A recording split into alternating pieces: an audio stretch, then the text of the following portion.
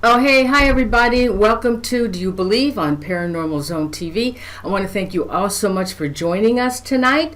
And for those who are new to the show, if you would please subscribe, I'd appreciate it. And please don't forget to give the show a like. And we have a great show tonight. I have Kyle J. Macias. He is a filmmaker and a writer. And he made this documentary called The Hat Man. And we are going to discuss some of those cases in this documentary that he has. They're actual eyewitnesses to Hat Man, Shadow People, the Grinning Man, and the Black-Eyed Children, and probably more. But we will discuss those cases tonight, and Kyle will share some of those eyewitnesses' accounts and some of his own. So with that, everyone, let's welcome Kyle. Hey, Kyle, welcome to the show. Well, thank you for having me. I've been a big fan for your show for a long time. Really great material. Oh, thanks so much. Well, it's my guests that make it great. It's my guests. Really and Kyle, thank you so much. And now your documentary is soon to be released. And I underneath this video, everyone, if you go to the main page after this has gone into archive and scroll down, there are all kinds of links for you to click on, and information on the documentary, and where you'll be able to get this documentary and any information connected to this documentary. So let's start with you, Kyle. How did you get into this? Growing up, and actually in this house I'm in now, maybe around 2008, 2006, my house was haunted. I know some people, they don't believe it's real. Some people obviously do. But we would hear footsteps, and we would see shadow people. Not the Hat Man, though. But that turned on my interest to the paranormal. Mainly the footsteps I would hear. But the rest of my family, they would see shadow beings, like pillars, really long pillars, or small, like imp-like beings, but sometimes they would look like shadows, so that's what sparked my interest. So no one in your family has ever seen Hat Man? Yes. So I have my aunt has seen the Hat Man, and my mom and my grandma have seen the Hat Man, and another relative, I'll just say it, my sister has also seen the Hat Man recently after finishing this film. When you so how your family members, how many times have they seen these entities? I'm gonna say with my aunt and my mom, on my mom's side, for some reason there's been a lot of paranormal activity, from poltergeist activity to a lot of shadow beings. They range from the typical, it looks like a guy in a black morph suit type shadow person, and also the Hat Man. How often did this happen in the house? So for my house, it happened maybe a span of let's say 5 years of just activity happening around the house. But with my mom's side of the family, that's been happening for decades. They've seen Hat Man probably for a decade or so. All right, so in your mother's family, did she have any sisters and brothers? Yeah. Okay. Yeah. Did any of them experience the Hat Man as well? Yes. Are you? I think you are kind of psychic, right? Am I right? A little bit. Do you pick up on vibes or anything? Oh, I can pick up on vibes. Oh, okay. Yeah, because that's definitely what happened. But I'm kind of sensing that too a little bit right now. But it's my cousin has seen the Hat Man. Specifically, he walks up the stairs very slowly with like a weird walk. So she's seen him, and my aunt's seen him standing over my cousin while she's sleeping. And when they had these sightings or experiences, were they children at the time? Yes. Yes. And what happened when they grew up? Did they still experience those sightings? It died down maybe like in their teen years. Oh, interesting. But I found out during the research of the documentary that some people see the Hat Man maybe once or twice in their lives, and it's like an occurrence here and then, or here and now, whatever. But there's other eyewitnesses that's really, really frightening, is they see him almost like every other week. Okay. So, any of these witnesses that you had in your documentary had, I guess, the reason you contacted them, or they contacted you, is because they had these experiences. So, did you know when they first started? Okay, so all of these people that were in your documentary, did they experience the Hat Man and these other entities around the same age?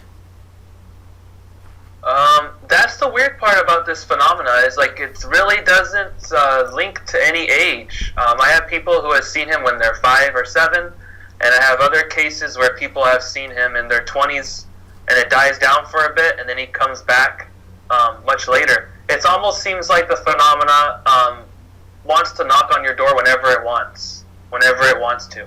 Why do you think they choose certain people? I don't believe everybody has seen or had those experiences, but do you believe that they pick certain people? Yeah, there seems to be a commonality of people who suffer from depression and anxiety that maybe turns their frequency or attracts these beings to them. So a majority of the people, the commonalities that I found were people that with high levels of depression and anxiety, or bad luck in their lives, and also generational. People see the Hat Man generationally also. So for a lot of eyewitnesses, what I found the commonality is maybe a person seen him. Let's say the daughter's seen it, right? She tells the mother, and then the mother finds out, and then she tells her mom, and then her mom says she's seen the Hat Man all her life as well. That was an interesting commonality as well, but it's not with every case. In your research, what was the earliest sighting of Hat Man? For me, I personally got back to maybe the 1930s. There was one eyewitness I interviewed where he said that his grandma also seen the Hat Man, but she would see him during the day in the backyard. In their backyard, and she lived like in the 1930s, which is an interesting connection with the whole style back then of the 1930s, how they wear the fedora and the coats. So I believe there's a connection there as well. When these witnesses that are on your documentary, or even other people that may not have been on your documentary, besides Hat Man, did they experience any other entities? Absolutely. So that was one of the most disturbing aspects of this, because it's one thing to see one entity in your bedroom in the corner, and it's another thing to wake up and there's a whole family of them in the room. So one eyewitness I came across through Facebook, she contacted me, and I think I could say her name because she's in the documentary. Her name's Tyann, and she claims that she has woken up and seen the Hat Man at the foot of her bed, just like the cover, and a whole host of other entities around at the same time, all around the bed. So kind of like what you see in the Hollywood movies right now, but she's seen at the same time. I believe it was the Hat Man sitting at the foot of the bed. It was the old hag that you hear of, and it was maybe 5 or 7 shadow beings all around the bed, and a couple of other demonic entities that you would think you would see in maybe Dante's Inferno, that old painting. Those type of ugly wolves type demons. So that's very terrifying that I found out with maybe not all witnesses, but a couple of them. Kyle, in your research, these entities, do they appear at certain times, like in the night or mid-morning, or did they appear all day long? What was the typical time period? Mainly it's the witching hour, 3 a.m., 3:30, 3:33 is a popular one, and that's usually associated with demonic oppression in someone's life. So I have a lot of witnesses where they wake up at 3 a.m. and they expect to see the Hat Man either at the foot of the bed, in the doorway, or in the closet. But it's mainly around those times, but he's not, this Hat Man entity is not limited to those. It can kind of show up whatever it wants. But, yeah. Did any of these witnesses try to communicate with it at all? Yeah, mostly it's what they describe as telekinesis, so it's mind to mind. He's not really moving his lips. Usually he's pitch black, so they're just kind of hearing each other's minds. I have one story where an eyewitness, the house was dark, he was watching TV, and he got tired, so he decided to go to bed. So he's walking up the stairs, and he opens the door, and when he opens the door, his wife is asleep, and this Hat Man comes out of the bathroom. They have a bathroom right behind their bed. There's a door. And this Hat Man comes out slowly. He's already seen the Hat Man before, so he knows what this is. He comes out slowly, and he stops, and he turns over and looks at the eyewitness. And then the eyewitness thinks to himself, he thinks, you better not touch my wife. Stay away from my wife. Don't touch her. And then the Hat Man thinks back, and he says, I'll do whatever I want. You don't have to. You have no right to tell me what to do, to F and do. He cusses a lot too. And then the eyewitness felt he was going to attack his wife, but then the Hat Man just turned, and then kind of like slowly walked and went right through a big mirror they had in their room, and he disappeared in the mirror. Oh my goodness. Yeah. Hold on for a second. How did you find these eyewitnesses for your documentary? So at first I was actually going to interview my family, but I thought that wouldn't do much good credibility, because you're interviewing family. So I still interviewed them for research, but mainly I found people through forums. Some people, they contacted me through the email I put out. Facebook was a good source also. But YouTube as well. A lot of people post their own stories on YouTube, and that was very interesting to me that people were posting their stories. Most people do not want to talk about this when they experience the Hat Man. They rather leave it on the back burner and forget about it. Oh, I'd be more than happy to talk about mine. I've talked about it several times. So when did you find any of these people that were not credible with their story? There were some that I believe they might have seen the Hat Man, but I think there was a form of mental illness there that made me a little bit leery of their accounts. But I think that the Hat Man is attracted to people who have mental illness, if that makes sense. Oh, I hope not. I swear I'm okay. Are you trying to prove the existence of Hat Man, or are you just documenting it? So no, I'm not looking to prove it at all. The way I set up the documentary is that I wanted just to present the evidence of what's actually going on, and then people can just make up their own decision. But I'm not really trying to prove it. I'm just trying to document the phenomena as best as I can. But I've noticed there's been a couple of other similar projects that kind of put what you would call maybe a contemporary turn on this whole shadow people stuff. Like maybe it's only associated with sleep paralysis, which is actually a misconception. So I wanted to put something out there that showed all the phenomena, not just it's linked to some type of in-between sleep disorder. Well, I want you to talk about shadow people, grinning men, and the black-eyed children, but I have a couple other questions to ask you. And Royce, do you want to take questions from the viewers? See if they have any questions and start gathering those for me, please. We're going to show Kyle's trailer for his documentary. He asked me to play that for you. It's about 2 minutes long. So when I'm finished asking him these questions, we're going to play the trailer, and then I want Kyle to talk about some of these cases on these topics that I had mentioned. Is that okay with you, Kyle? Yeah, that's great. I'm actually going to close my window because the light's coming in. Okay. So it's perfect time. Okay. All right, so I'll tell you what I'm going to play. First, I want to know, how long did it take you to make this documentary? It took about maybe a year and a half to almost 2 years. I started at the beginning of 2017, just finding stories, vetting, interviewing people. There were some setbacks because some weird things happened, and also some personal family matters, but mainly 2 years. Okay. Now, has any eyewitnesses sent you real photos? I do have one to show, but what about the others, and how many did you get?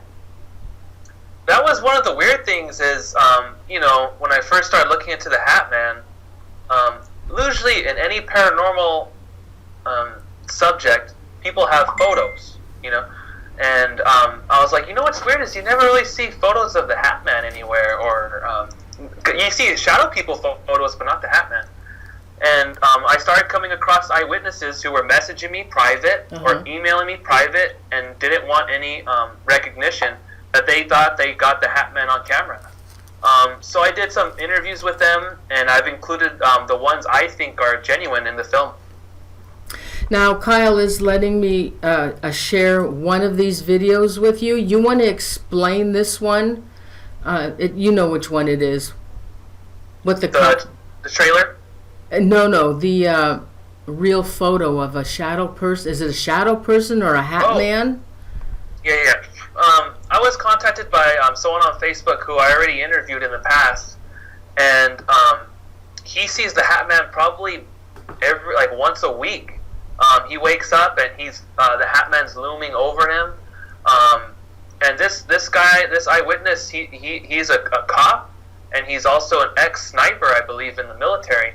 And he says that the fear contrasted with being in the military and being in actual harm's way to that of the Hat Man is a totally different fear. He was saying the Hat Man's much worse than actually being in danger of your own life. But he sent me some photos through Facebook that actually it took place at a wedding. So what happened was he woke up, he seen the Hat Man.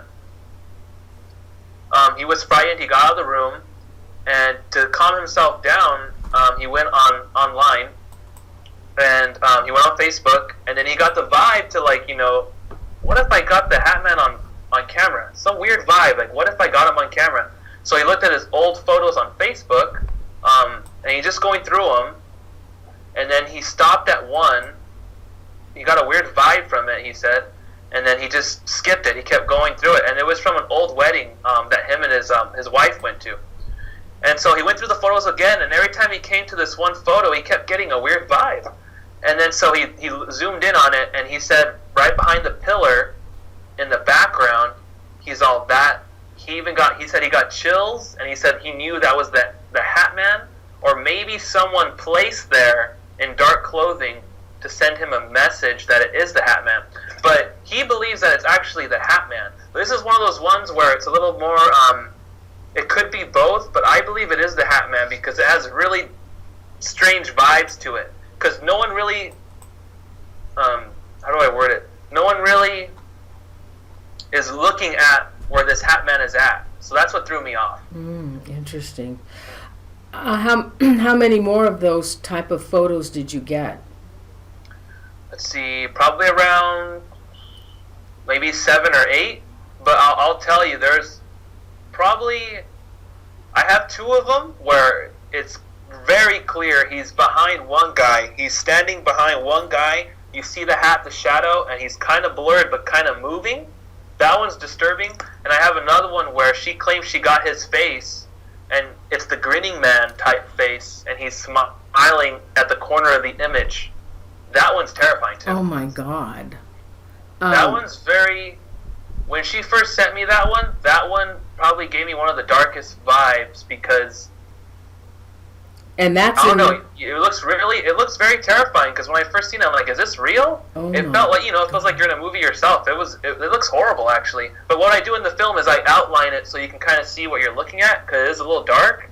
But when you see it, it's pretty terrifying. Oh my God, I'd love to see that. And that's in your documentary. Yeah. So with what is your theory on the Hat Man? Do you have a theory?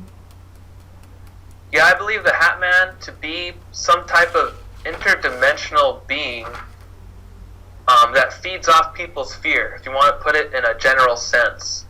But the more you research Hat Man, it goes down a rabbit hole that really connects to alien abduction, and it connects to what you would call dark rituals and opening portals, and it goes down almost conspiracy lane, you would say, that really you question everything just from researching one entity. Very interesting. Now, you sent me some photos, and from A to K, I believe it was. So are those drawings from description from eyewitnesses? Is that what those are? Yeah, so throughout the whole film, I don't have any art or any recreations from artists or professionals at all. Every drawing is from only eyewitnesses. So I really wanted to make that a staple in the film, because I noticed other documentaries, they kind of do like, well, the monster might have looked like this, or it kind of looked like this, but I really wanted it to be drawn by the eyewitnesses themselves to really get an idea of what this thing looks like, because at the time I've never seen Hat Man. So every every drawing in the film is done by eyewitnesses. All right, so let's do A. Okay.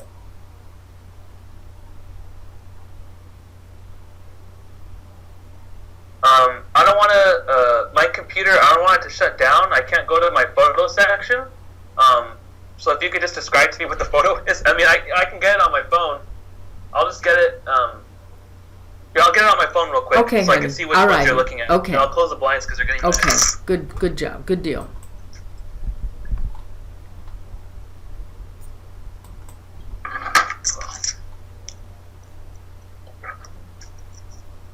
So photo A. Yeah, photo A.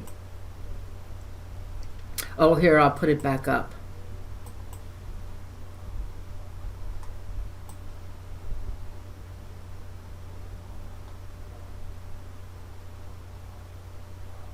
It's because on my end, I can't see it, and I don't want to mess with the computer because it was giving us problems earlier. Well, photo A is kind of a reddish background, and in the middle is this big black hat man, and he's a black figure, and the back is kind of orangey with walls.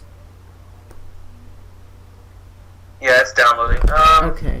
Yeah, I know which one you're talking about. The whole film is done like an old, you would say Super 8 film look. Oh, here we go. It's old. It's done in an old Super 8 film. So, but these are all drawings of the Hat Man that people submitted to me, and then I interviewed them personally, either via phone, via Skype, or in person, because I went to people's houses as well. Is there a story behind this image? Besides being the Hat Man, what was the experience that they had?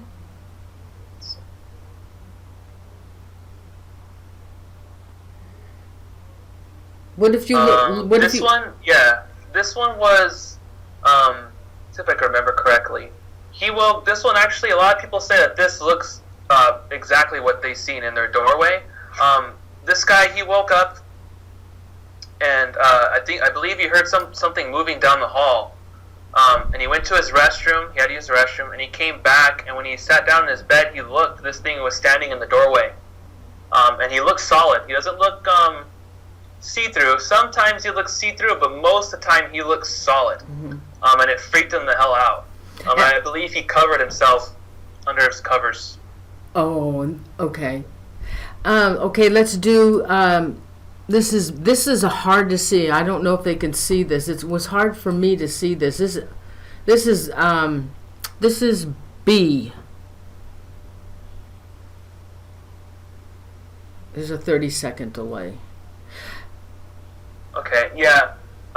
This one was interesting because I think she's seen him in the street, She was walking home at night. Again, she wasn't in sleep paralysis, and she seen this really tall man, almost 7 feet tall, and it was far away. And she's like, "What is he doing?" He's like walking on the sidewalk, and then she just had a weird vibe, and the way he was walking was just off. And so she never knew about the Hat Man before, but she was really disturbed by just the way this man was walking. And that one was strange because when she contacted me, she said she's never heard of the Hat Man before, and only till recently.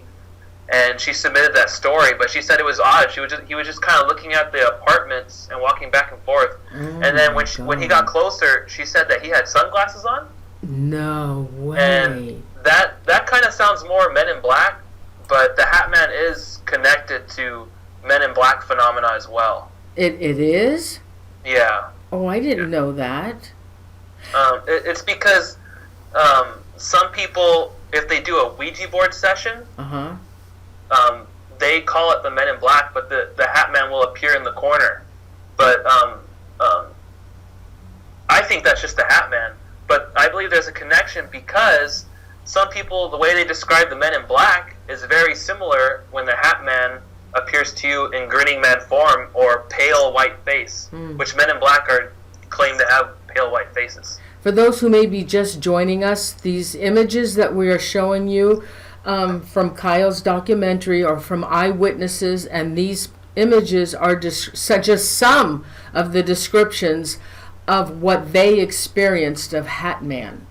All right, so the next one, C. Yeah, this one was actually done by a psychic.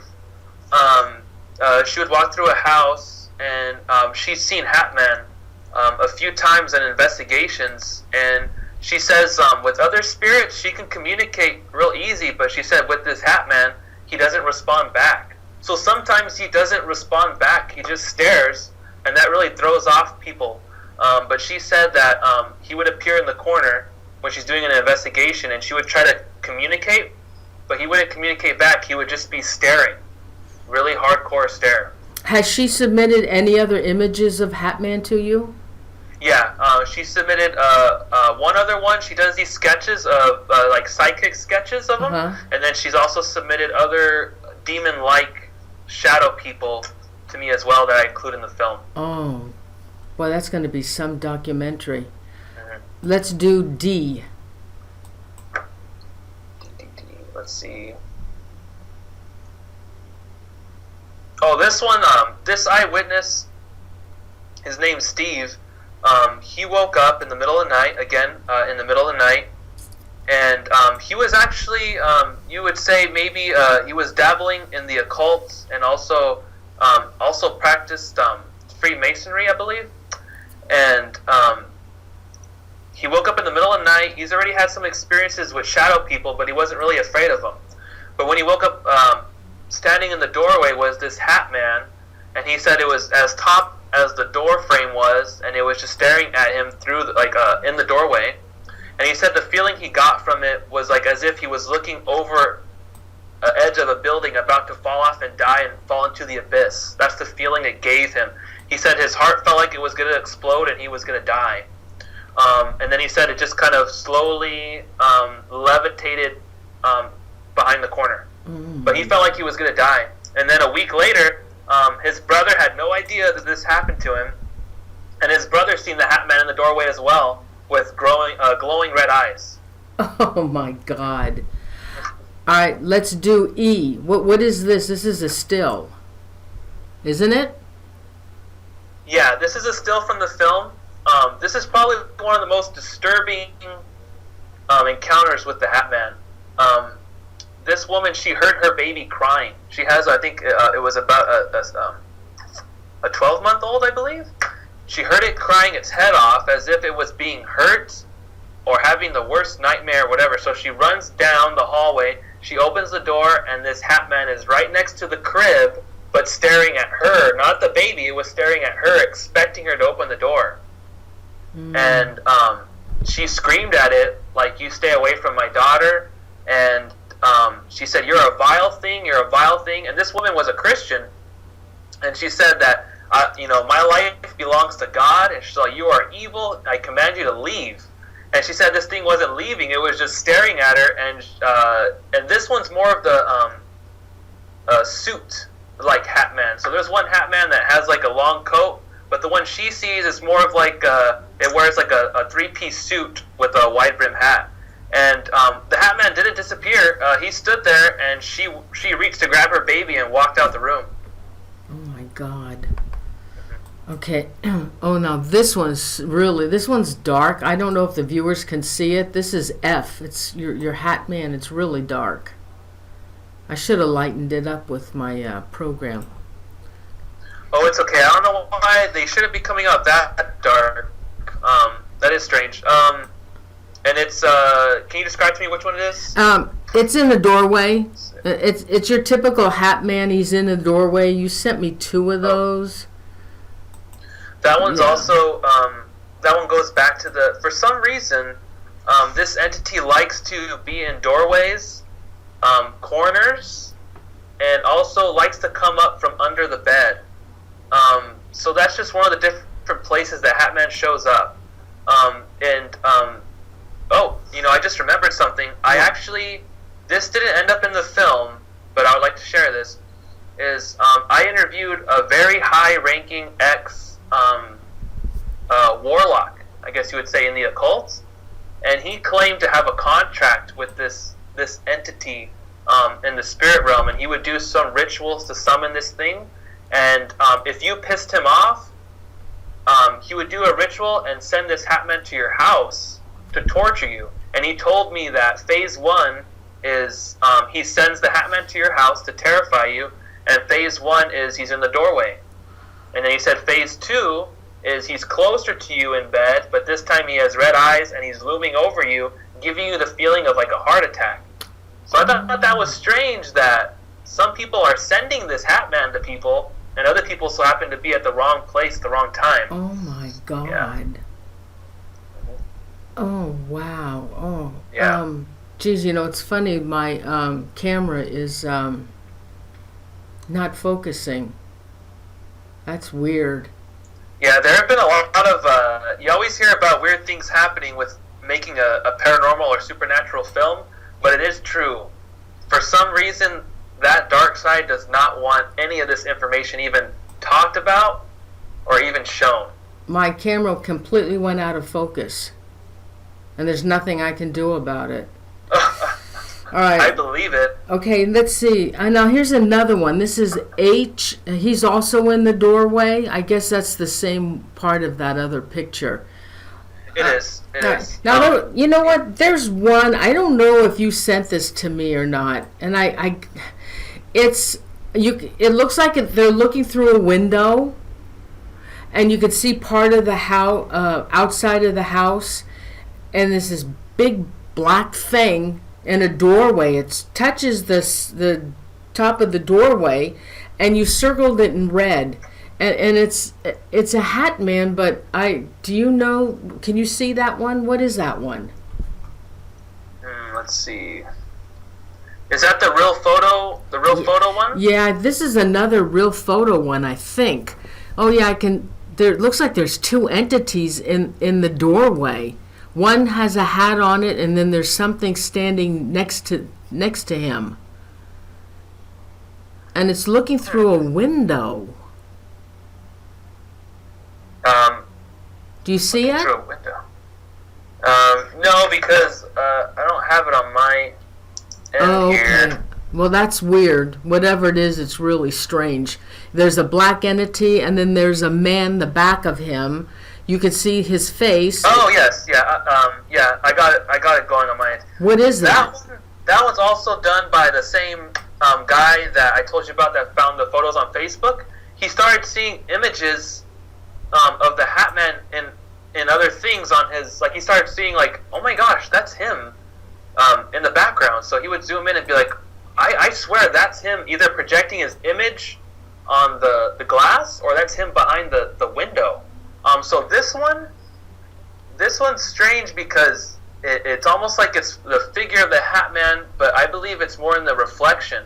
And entities are known to to cast their images on reflections. Oh. But this guy, he sees the Hat Man almost every night, and he also suffers from PTSD. Wow. Oh my god. Okay. Something just moved over here. Oh. I'm not surprised. I'm not even kidding. And I'm not surprised either. I'm not surprised. It could be something. It could be anything, but I'm not surprised. Well, it messed up my recording.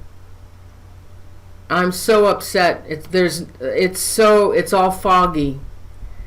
Oh, this is such a good show too. All right, so what is this one, Jay? Jay? Yeah. Let's see.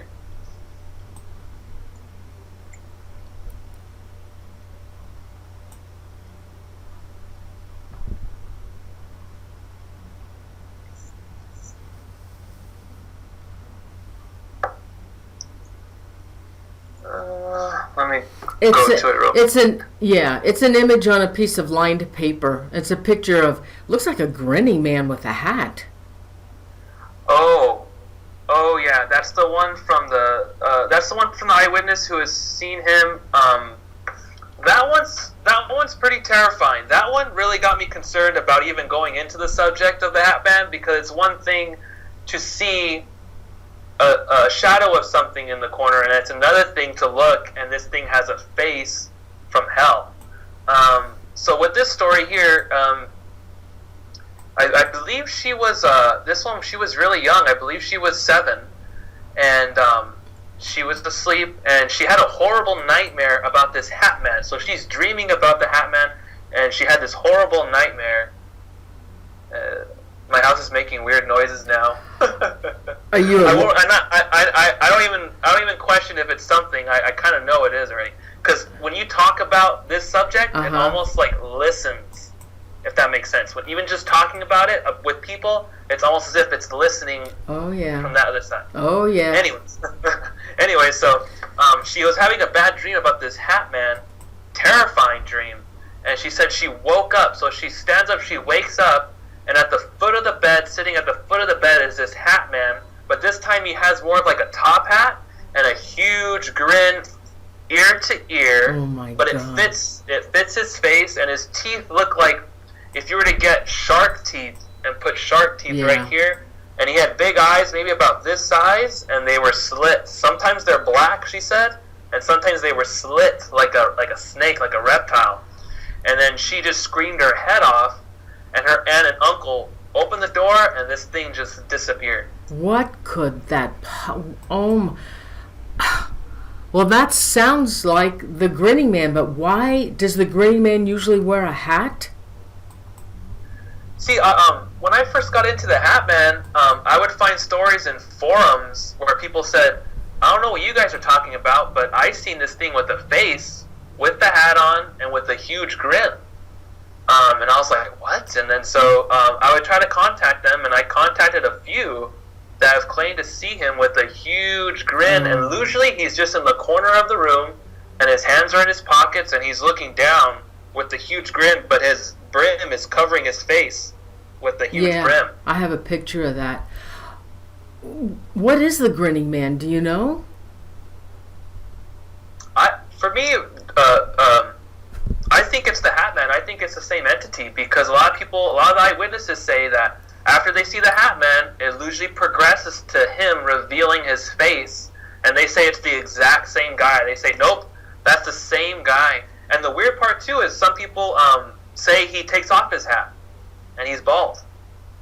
No, there's witnesses that have actually seen him with no hat. Yeah, the same eyewitness I told you that she's seen all these entities around her bed. Yeah. She also says she would be walking down hallways about to go to bed or go across the house, and she said that this Hat Man, he would have the huge grin, pale face, sometimes black eyes, and he would peer around the corner and look at her, but he would be like 7 feet tall and look, but no hat this time, and then he would go back behind the door, or behind the hallway. Oh my God. And that happened multiple times. It's almost as if he's saying, I'm still here, or I'm around, and then he goes back into wherever he goes. Has any of the witnesses been touched or harmed by any of these entities? Yeah, actually, the same witness that I just told you about, Tyann, she claims that this thing started choking her. Her boyfriend was going off to training for the military, and right when he left the house, I guess they got in a fight. And so he slammed the door, and she ran to her room, and she was crying, and then the door slammed. Her door slammed, and it locked. And then she said she looked, and this thing came out of nowhere. This hat man came and strangled her, and she claimed she levitated, and his hand met her neck, and he held her up, and he was choking her. Oh. And she said this time he was pitch black, but he had red eyes, and I think he was saying, because this, oddly enough, this one did not make the documentary, but it's one of the terrifying aspects of it. But he was screaming and choking her, and all she can do is scream, and then all of a sudden he disappeared, and she fell back on the bed. Oh my God. What about Kay? Let's see. Okay.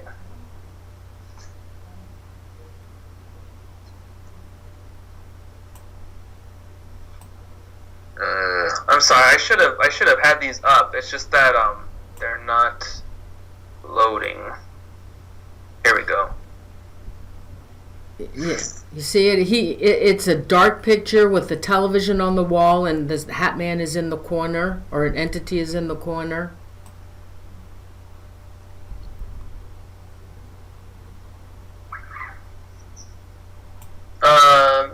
Let's see. Oh yeah, that one. Yeah. That one's also. That's the one with the typical the grinning hat man. So some people think that the grinning man and the hat man are different. I personally believe they're the same entity. And this is a weird phenomenon that really hasn't been looked into. So it was almost kind of weird to look into it, because I do not want to wake up and have something like that in my room as well. But in this case, he was about, I believe, 7 or 8 feet tall. He had the huge grin, and he was in the corner. And on the other side, next to her bed, was the old hag type demon. And she was in a wheelchair going back and forth, and this hat man was in the corner, but his eyes were changing color. She said they would be black, and then blue, and then green, and she was terrified. Oh my God. All right, now what about the black-eyed children? You said that you also have stories or eyewitnesses of the black-eyed children. Yeah, it's one of the most strangest things, because there are certain synchronicities that I come across, and my mom has claimed to seen a black-eyed kid, and I was like, what? And then she explained it to me. She works for a school, and she would check for lice on the children, and this is during the day.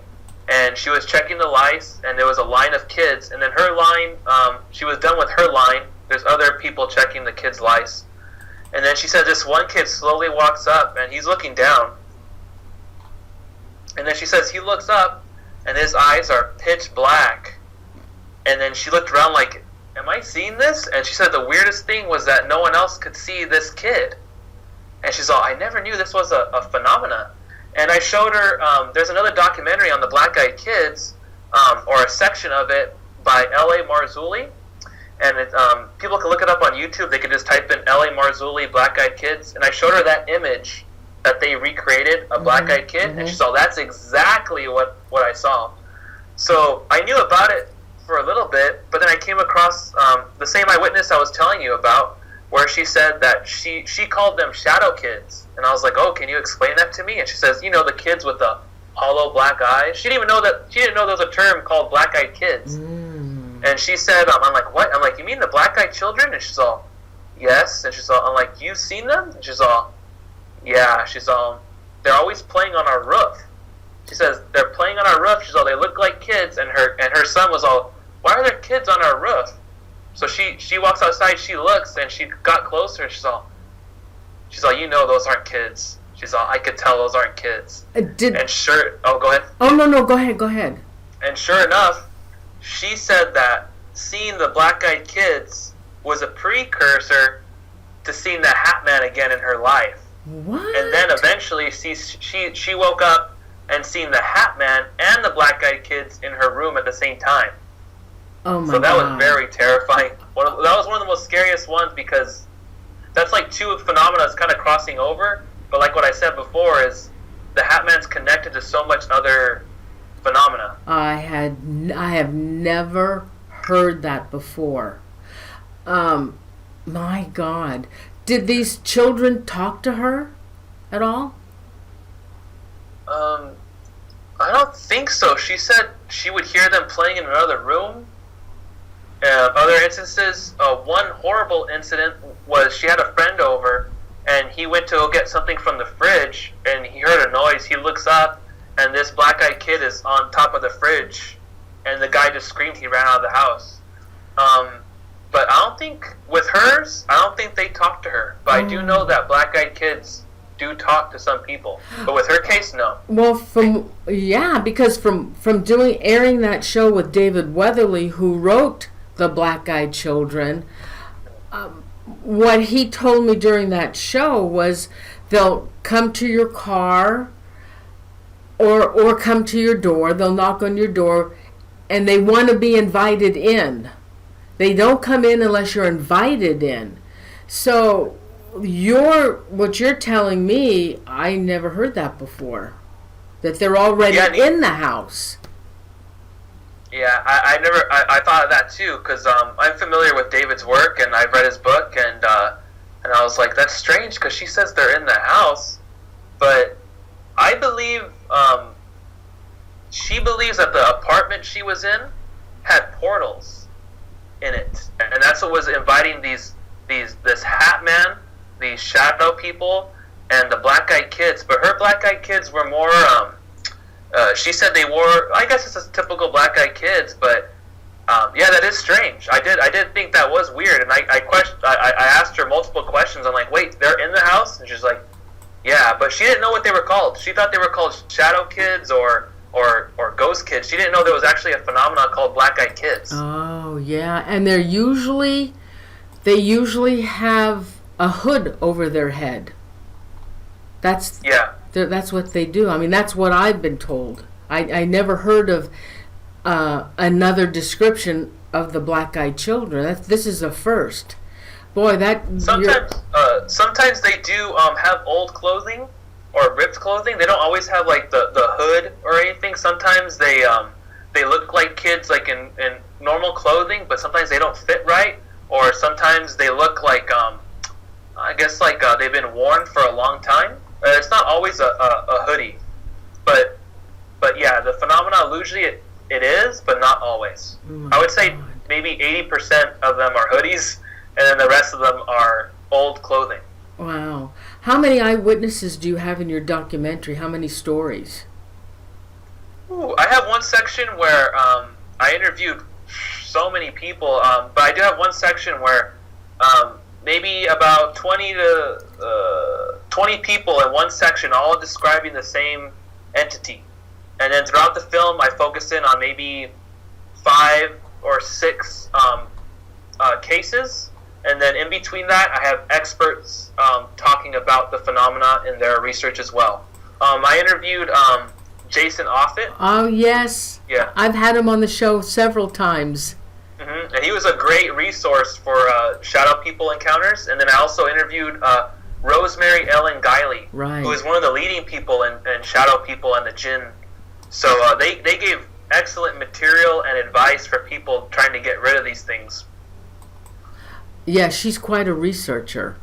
Oh, yeah. Okay, so you know what we're going to do? Let me show. This is the cover of the DVD. And like I said, if you want to go ahead and tell them, but I put the information at the end, underneath the video of this video. As soon as it goes on archives, you'll see all that information.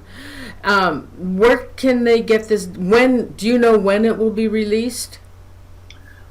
Most likely it's going to be released in about maybe 3 or 4 weeks. It's not that far. I'm just in some talks with distribution, so I can't with distributors, so I can't talk much.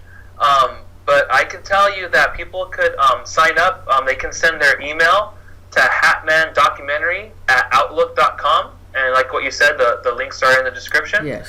And there they could send me their email address, and then I could put them on an exclusive list to get updates when the film is going to be released. But today I'm releasing the trailer and also the official poster for promotion. But most likely it's going to come out probably in 2 or 3 weeks. The distribution is going to look good for it, and most likely it's going to be on Amazon as well. Okay, I'm going to play your trailer. So we're going to play the 2-minute trailer, and then after this we're going to take questions for Kyle, okay? So stay with us. I'm going to play the trailer. It's about 2 minutes, and then we'll come back, okay? Here we go.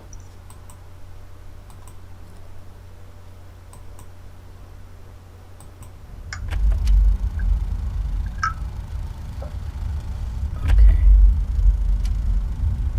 Why isn't it playing? Oh, I there we looked go. at the end of my bed, and there was a tall man. Then I'll get those questions. I say man because of what he was wearing. He had a black brim hat and black trench coat. One day the Hat Man just started showing up when I was not in sleep paralysis at all.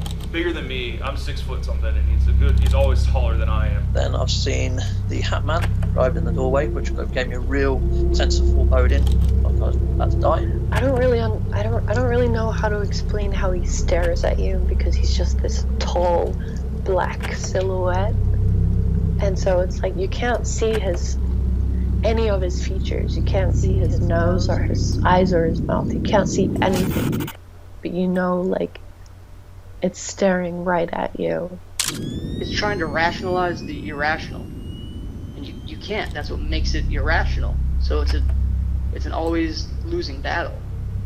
And even though I've seen the Hat Man my whole life, you can't prepare for it. Even though I know what to expect, it's fresh and new every single time.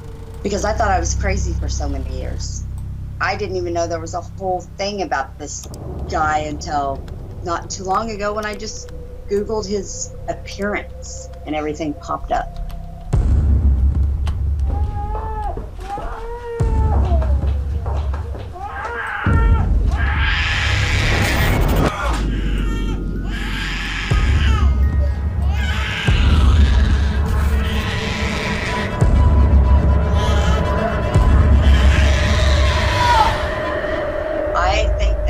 Lucifer in the flesh, honestly.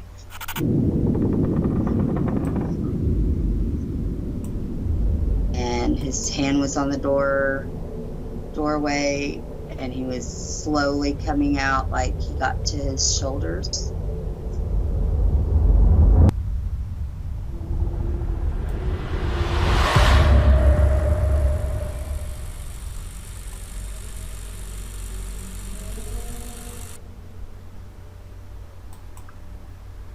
Okay, I hope everybody enjoyed that that trailer. Looks pretty scary, doesn't it? Okay, so Kyle, stay with us now. Oh, I'm going to take questions for you. Okay? All right. Royce Hinman, my mod. Oh, you emailed it to me hours. Oh my God. All right. I wanted to show everybody a picture that Royce captured of a shadow person.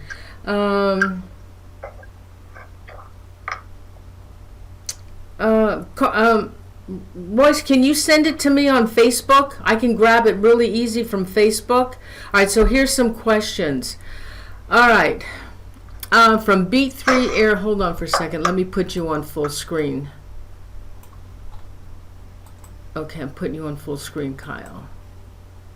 All right, from B3 Airspace, question to Kyle. Does he think that the Hat Man is like a Tupla, a.k.a. like Slender Man? Oh, a Tulpa. Yeah, when I research tulpas, that really goes into the occult and even the Illuminati type, I guess you would say, opening up portals. There's something, some people believe that with your mind, when you visualize something, you could project it out as an egregore, which also is very similar to a tulpa. And that could form a thought form that takes on its own life. But see, those kind of don't last long. They're kind of there, and it depends if so many people are thinking of the same thing as once.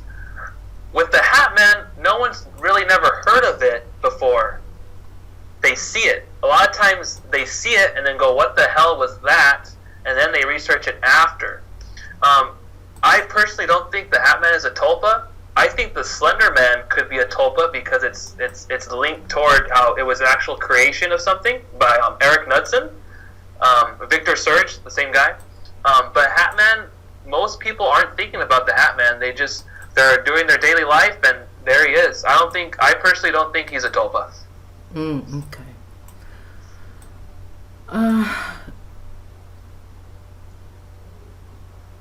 Okay. This is from Definition of a Scorpio. I started seeing the Hat Man at age 5. Do you feel he sticks with you for life? I wouldn't say he's fixed with you for life. I would say that he wants you to think that he's fixed with you for life. There's another theory too, that if you don't believe in him, maybe this might go back to the tulpa, but I don't think so. But there's a theory that if you don't believe in it, and if you ignore it, you're not really giving it power to manifest in your life anymore. So maybe it would be best for you to kind of not accept that suggestion, whether it's from him or from the dark side, that he's going to be with you forever, and maybe he will go away. But I would say don't give it any attention, and I would say don't give it any recognition. If he appears again, I would say completely ignore him, or whatever religious belief you have, use that as your tool to veer him off. But I wouldn't say he's good. He's known for some witnesses. People see him throughout their entire lives, and then some people, they see him maybe once or 5 times, and that's it. He moves on to the next person. There was a Robert Hanna, and he said, I guess from one of the images that we showed, he said it kind of looks like the old descriptions of what the men in black looked like during the 50s and 60s, and you had mentioned that.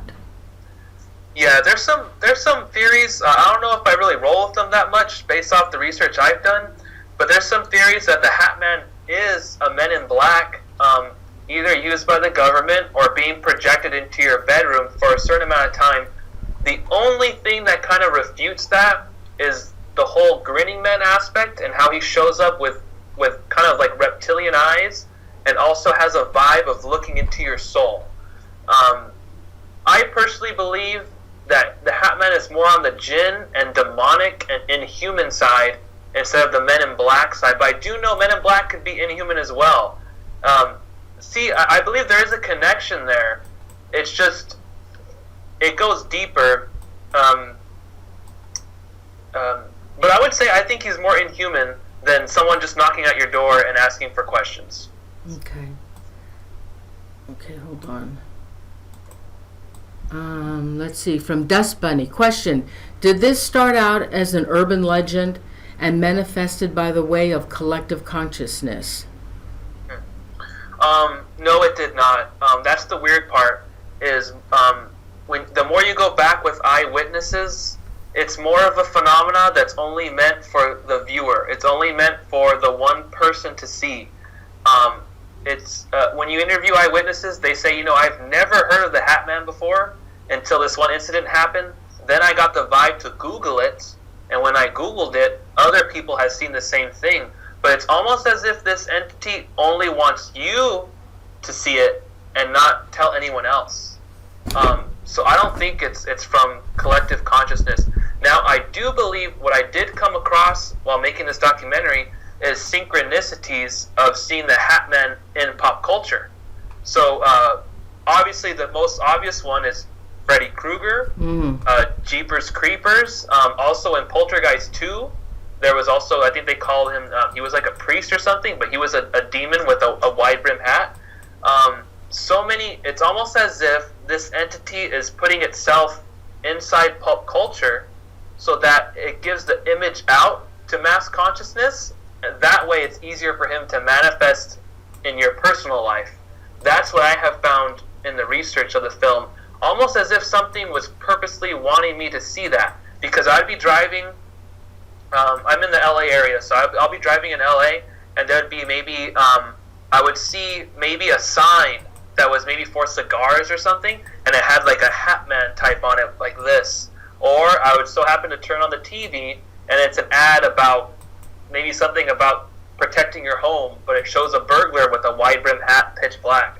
Also too, I don't know if you ever seen those signs in the street, Neighborhood Watch. There was one witness that said that the Hat Man looks a lot like that Neighborhood Watch sign. So I believe that this entity is putting itself out in pop culture, and that way it can manifest easier in your life. But I personally believe that the Slender Man and the Hat Man are probably the same entity. It's the same thing. Oh, you do? I think it's the same entity. I think somehow either Eric Knudsen... Well, no. Actually, this was proven. Eric Knudsen, who is the creator of Slender Man, and also his surname was Victor Surge, he admitted to take from the lore of the Hat Man and Shadow People to develop the Slender Man character. So it's actually in reverse. Where Slender Man came from, he actually pulled from Hat Man stories and Shadow People stories. So the Slender Man is really kind of a mixture of Hat Man and Shadow People, but I believe it's used, probably from the dark side, to manifest stuff in your life, like an Engregor, like a Tulpa, or like what you would call a sigil, which is to manifest a demon in your life. Oh, interesting. Wow. But that's my opinion based off the research I've done and where the synchronicities have kind of led me. So I'm not trying to say you have to believe it. I'm just saying that's, it's my opinion. Okay.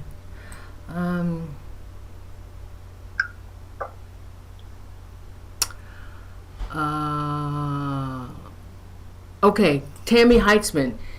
Is there any way to get rid of Hat Man? I'm guessing he won't just leave when he's told to. No, she's right. Some Shadow People, you see them real quick and they leave. But with this Hat Man, he lingers, and he purposely lingers with the intention of the fear level building up in you. So no, she's right. How to get rid of it? My advice would be, whatever your faith is, go look into help into how to get rid of dark energies or this dark entity. And mostly, a lot too, the Catholic Church is also very familiar with, they call him the Top Hat Man, and they say that it's a demon. I spoke with a high-ranking ex-warlock who also had a contract, like I told you before, he had a contract with it, and he told me it was a high-ranking demon, and he knew its name and its rank in that realm. So I would say look for your faith of how to get rid of this thing, or you can do, there are some simple things you could do. One of them that actually helps a lot of people is leaving a Bible open in their room. That's one of the more Christian Catholic things to do. But no, she's right. He will try to linger. And basically what I believe is that this thing has some type of ranking where he has the right to linger, while other entities do not have the right to linger that long. Okay.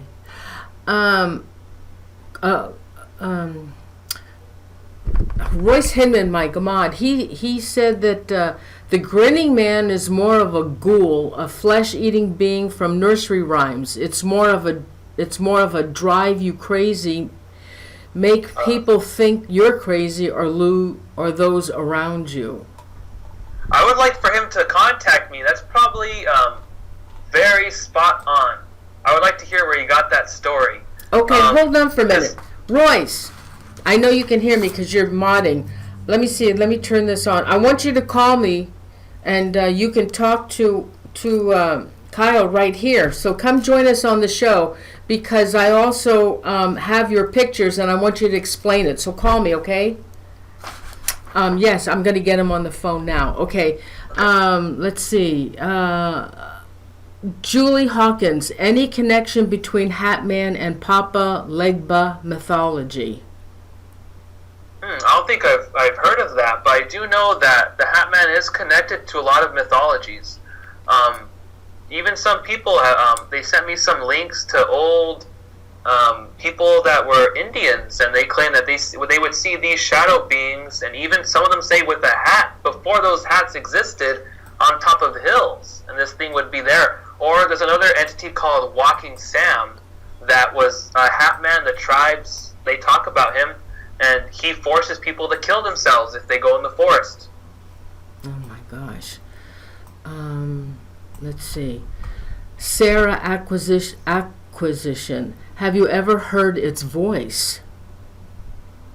I haven't heard its voice, but I have spoken to people who have, and they say it's probably the most god-awful thing you could hear. It's like, they say no film or movie or best audio person could recreate it. They say that it's dark, it's very grimy, guttural, and it's very, like he'll say stuff like, "I'll effing kill you," really dark, and people say it sounds awful. It sounds just awful. Wow, so they've heard a voice. Oh my God. Mm-hmm. Ooh, Nicole Johnson. Have you heard at the Hat Man as a cowboy, duster, and cowboy hat? Yeah, that is that's probably one of the most common types that he shows up as. Is he'll wear a duster type jacket and the cowboy hat. And that one, he's usually pitch black, and he just stands there staring. Okay, hold on, Royce. We're going to finish these questions and then... Okay, hold on. I got Royce on the phone. No problem. Okay. Cheryl Barkus. How long has this Hat Man been around? Based off those stories I read of the Indians, probably since around that time. But people claim that some books I've read on the shadow people, like the people I interviewed, Rosemary Ellen Guiley and Jason Offutt, they say that they believe the Hat Man or shadow people is linked to when people think they would see the devil show up, back like to the witching trials. But I believe that this Hat Man is an inhuman being, interdimensional. I think it's been around for millennia, probably for a long time, a very long time. Wow. But I don't think he showed up always with the hat. The hat is probably one of the newest things. Okay, and from Nancy, question: is there other topics you would want to work on? Yeah, I want to work on many projects. The Black Eyed Kids seems something that would be very cool, very interesting to do a feature documentary done right. Trying to get exactly how people see it. Because what I tried to do in this Hat Man documentary is I really tried to get exactly how people witnessed it. I really want to get. I didn't want to embellish it and try to make it look like something it wasn't. I really tried my hardest. I asked questions on what type of hat they seen it, and there's like 4 different hats that he wears, the clothing, the shoes. So I would like to work on probably something like another paranormal subject, maybe Black Eyed Kids, maybe more of the Grinning Man, or maybe more of shadow people, or something that kind of goes into that dark realm again. So, because I think it's not really, for some reason, there's so much to the paranormal, and I think it needs to be done in a way where people can really connect to it, where they go, I've seen that, but it's almost real accurate. I don't want to look at it, you know. Oh. All right, and our last question from Cassandra50, one of our mods: is it possible that the Grinning/Hat Man may possibly be of the lizard alien race? I believe so.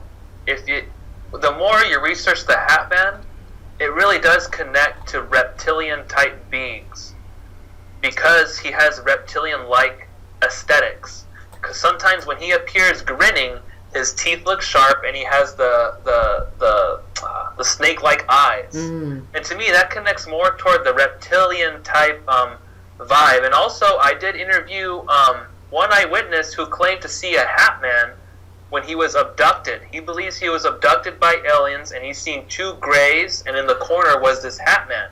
But he thought it was a Men in Black, like what we've been discussing.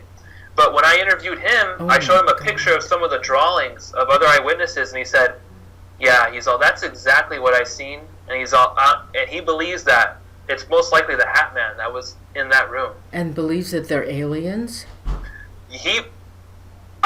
Me personally, I believe that the knowledge that's coming out even now is that all these entities are interdimensional, and I believe if you say demons or aliens, it's the same thing, just two different names. Yeah. That's what I think personally. Yeah. One more question from I Am Alpha. Question. The Indians have to know what this is. Quotation mark. Do you think the American Indian knows? Yeah, like what I talked about before. There's a famous case called Walking Sam, and it was on these, I think, Indian burial grounds, and they said that this tall, lanky-like, you would say slender, had a top hat, and he was known to cause kids, maybe in their the younger years to teen years, to kill themselves, and they would hang themselves in the forest. And these Indians would say not to go in that area. Oh my goodness! Now you. So No, honey, are you done with that? Yeah. Okay. Now Royce sent me a picture, and like I said, I have Royce, and Royce, you have to stay with us on the phone. Don't hang up. And I'm gonna show the two smaller versions, and then show the big ones. Now, do you have access to see this, Kyle? I'm gonna show it right now. Yeah, I have the show. Yeah, I have the show playing right here now. It just has like a 30-second lag though. Okay. All right, Royce. Here, I'm going to put the phone up. I hope they can hear you. Go ahead and explain this. The one picture is just the lady talking, and I noticed the shadow coming through the wall on the back. I see things that normal people don't see anyway. And so I did some work with the photo to bring it out. I did an invert on the photo, and you can actually see the shadow or Hat Man in shadow form coming through the wall. You can see his head and top part of his body. If you look, this top photo with the blue corner is the normal one, but you look by the lamp, there's kind of a shadow just peeking through. I see it. And then if you look at the white corner one at the bottom, you'll see that it's him. You can see through the window, the outside of there is the back half of his body. And you can see his hat and head and part of his face between the lamp and the wall, the other side of the window. Yep, we can see it. I enlarged it. No, I just pulled that this morning. Oh my goodness.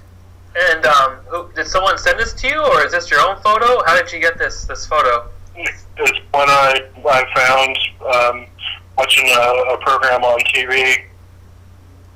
A lady was talking about her missing daughter that had been killed, and I noticed this in the background.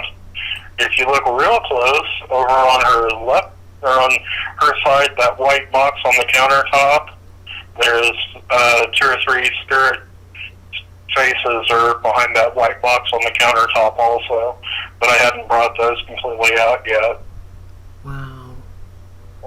Yeah. You know, that's another weird phenomenon. Some people actually don't see the Hat Man.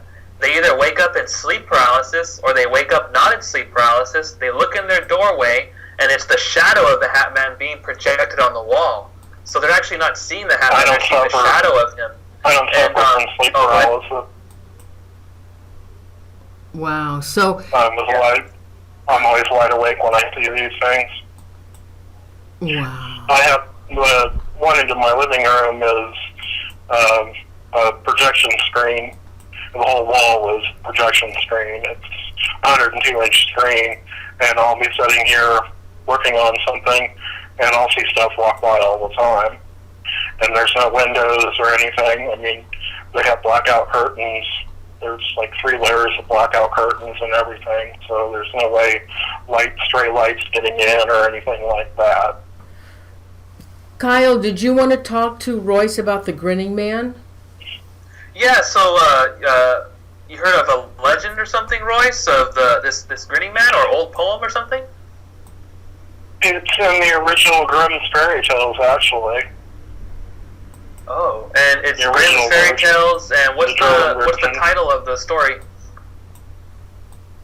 I don't remember. It's been a long time since I've read it, but I know that it's in there. Okay, I'm gonna And look I know for it's in that. a couple other books that I've read too.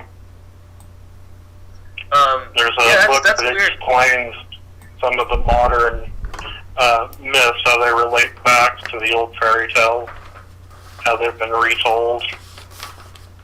Well, a lot of fairy tales are actually what you would call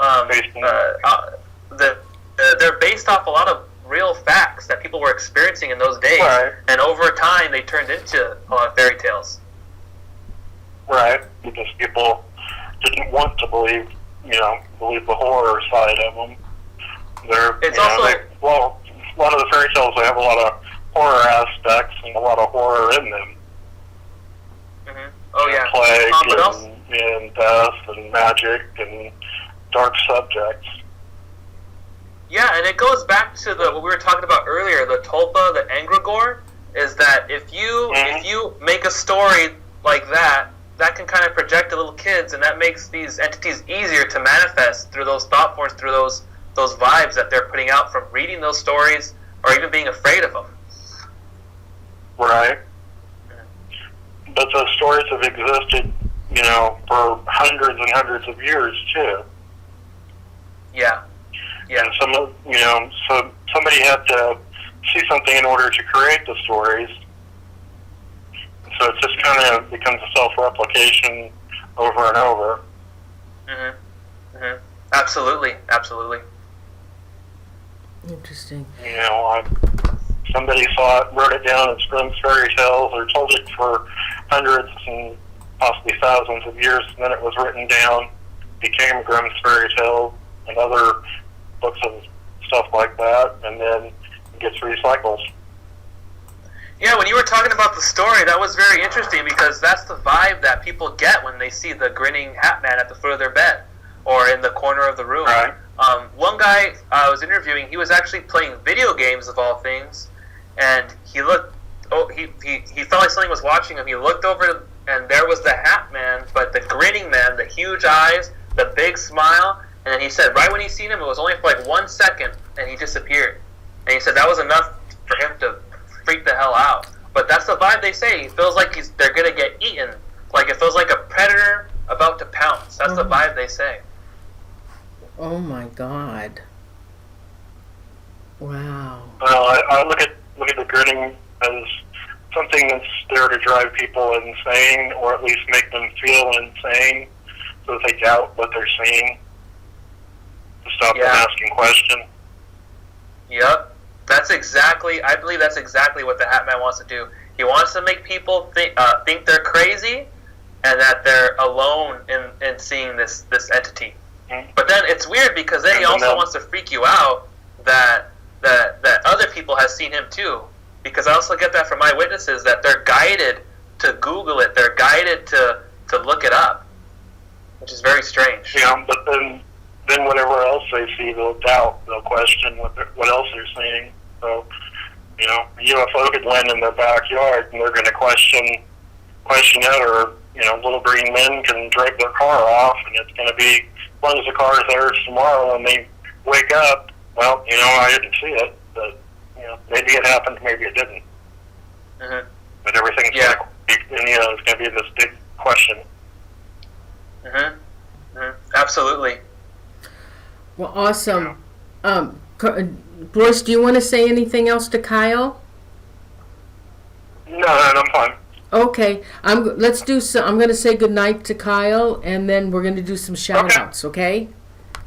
All right, thanks everybody. I'll just go back to being a mod. Nice talking with you, Kyle. If you have any other questions or anything, let me know. Okay. Noreen can put you in touch with me. Thanks, Thanks, honey. everybody. Have a good night. Thanks, honey. Thanks. Bye. Thanks. Bye. Bye. What a fabulous show, Kyle. It was such a pleasure to have you on. You're so interesting. The viewers, we had a huge crowd tonight, and the viewers just love your stories. I'm hoping that you're going to get a lot of DVDs sold. because they'll have access to this video, and once they hear your stories. And this, guys, this is just a drop in the bucket of what Kyle was talking about tonight when it's on that DVD. So, you know, when you're, oh gosh, if you do any more documentaries, you know, please let me know. I'd love to have you back on the show. Oh, will do. Yeah, I would love that. Absolutely. Oh gosh, thank you so much, and oh my gosh, I wish you the best of luck. I hope you sell so many DVDs you can't keep up with it. And I know from what you've told us and your documentary, it's a fabulous DVD, and it's a really pleasure to have you on the show, Kyle. I had so much fun with you tonight. Thank you very much. Yeah, thank you for having me on. Yeah, you have a great show, and I'm glad you're putting out this material because everyone needs to know about all these subjects. All these subjects. Yeah. So yeah, thank you for having me. You're welcome. Thank you, honey. Good night. All right, good night. Good night. Oh my gosh, wasn't that awesome? Oh my God, it was a fun show tonight. I hope you guys all enjoyed it. Please, like I said, there's links at the bottom of the video. Contact him. Put your name on the list. His DVD, I'm no doubt, will be awesome. I've never heard some of these stories. I've never heard before. It's really, really awesome. We had a huge crowd tonight. I want to thank everybody so much for being here. I'm going to do some shout. Royce, thanks for calling in, honey. Why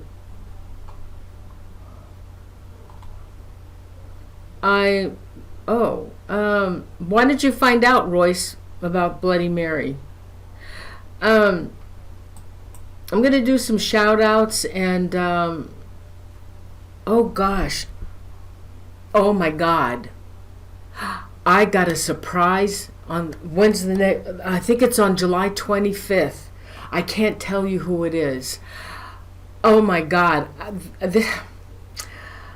Okay, I've got a surprise show that I'm going to do on July 25th. It's not this coming Thursday, it's the next Thursday. Isn't that the date? I don't have a calendar, but I'm pretty sure that's what it is, the 25th. My other friend was supposed to come on the 25th. That story is unbelievable. I did a show with. I met Gregory Harold in 2012. I don't even know how I found him, but oh my God, he has a fabulous story. What he captured in his backyard from 1974 to 1980. His backyard was a mess all the time, and he couldn't figure out what was going on. And he had thought he was having issues with the neighbors.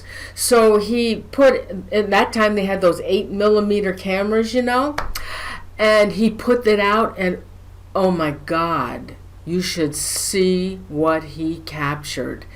And I contacted Barry Gaunt, who owns the Octagon Hall, one of the most haunted locations. And he is also a member of MUFON, and he's going to join us on the show. And I'm also going to have Barry, and we're going to talk about that Octagon Hall. What a story that Octagon Hall has.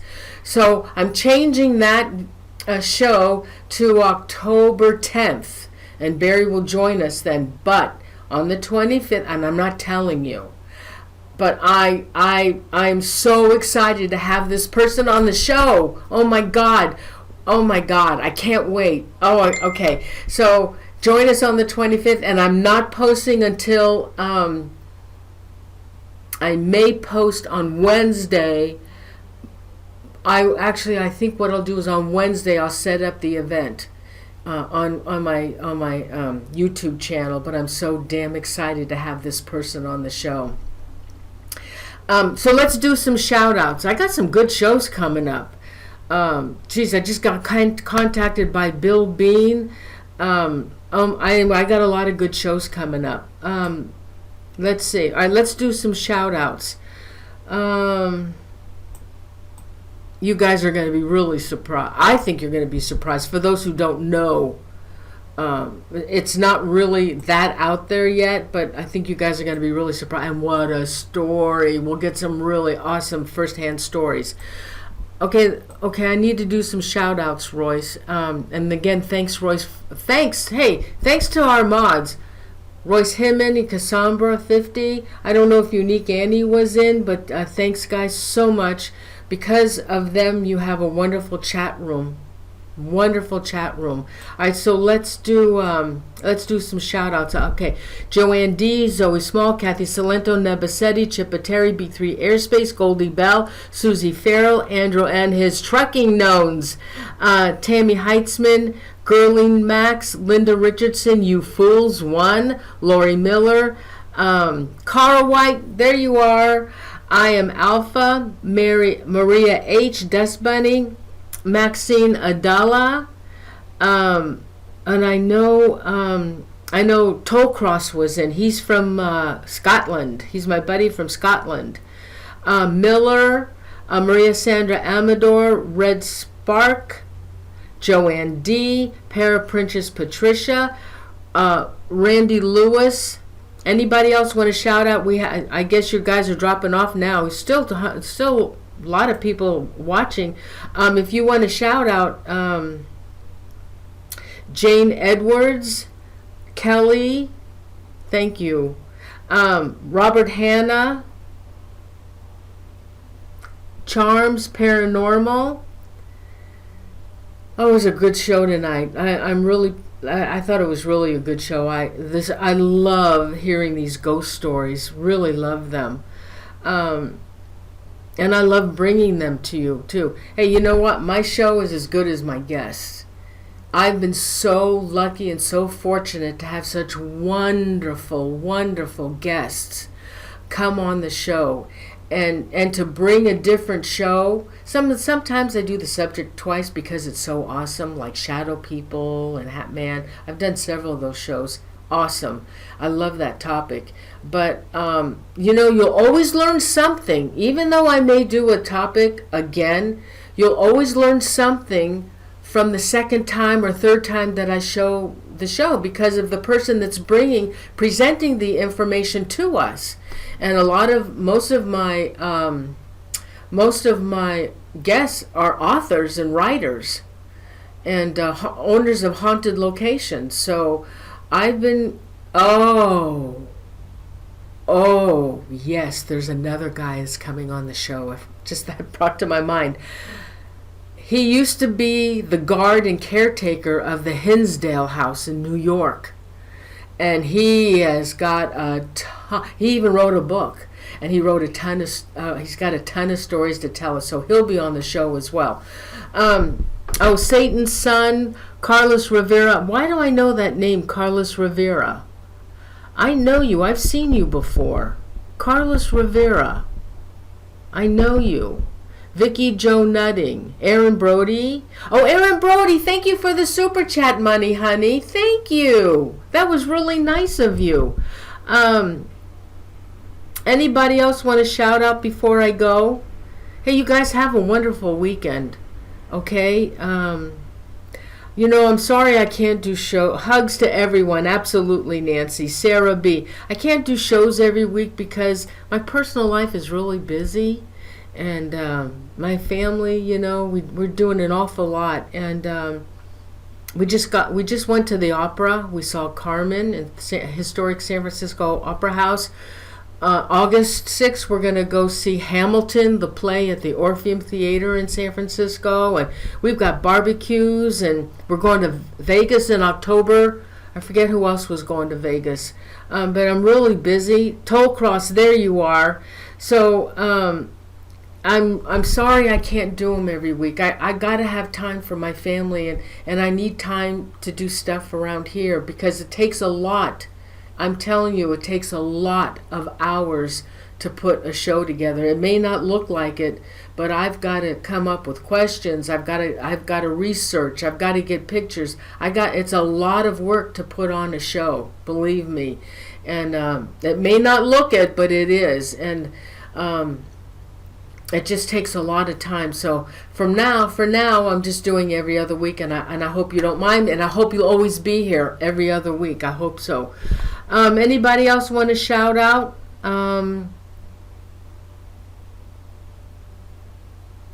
Anybody else want to shout out before I go?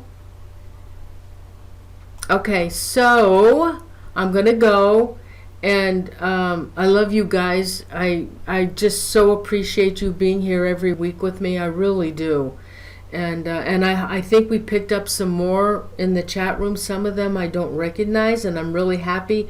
Gina Genovese, Italian, yes. I'm really happy to see new people in the chat room. Love to see that. And let's keep it going. Madam Mushroom. Anita Ackerman. Yeah, I don't know where Butters is. Have you been here all the time, Anita?